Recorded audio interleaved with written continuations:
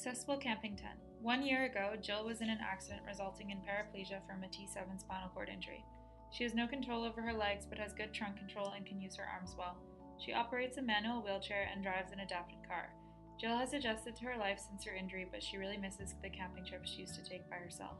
Jill is unable to camp independently because she has difficulty setting up, entering, and sleeping in a commercially available tent. Jill has tried using a standard 6-person tent to allow her for space for her wheelchair inside. However, this has presented with several barriers to setting up the tent. First of all, she has had to have another person with her to help her reach the clips when setting up the tent and to reach the zippered door to open and enter. Entering the tent was difficult due to maneuvering over the threshold, and she was concerned about damaging the tent. One solution she tried was to use a mat to hold down the threshold, but this meant that she was unable to close the door behind her. There was one wheelchair accessible tent created by Eureka, but it was discontinued in 2012. The tent had a main room and a vestibule, middle zip door to the main sleeping area, windows to load overnight things, and a continuous rod sleeve instead of clips to set the tent up. Customers complained that it was not big enough to fit a cot, and the ground sheet was not durable for wheelchair tires, and that they had to lean over too much to use the tent pegs. As Jill's occupational therapists, we are part of a team that will design an accessible camping tent for Jill to use. Our team would consist of Jill to guide the design based around her functional needs. A physiotherapist would provide recommendations on the body mechanics of the user. A design and material specialist would be able to advise on the practicality of design as well as the cost and durability of materials. We would reach out to the manufacturers that would make a prototype of the design to test with Jill. The tent would address Jill's needs, and we will have considered some other important features to make it more accessible to everyone. The tent bag will be light enough to be carried independently from the car to the camping spot and would have a shoulder strap to prevent it from falling. The poles will be fed through a continuous sleeve and made of a material that allows them to snap into place so that they do not come apart during assembly. The tent will come with longer plastic tent pegs that can be pushed into the ground from a seated position to eliminate the need to lean over.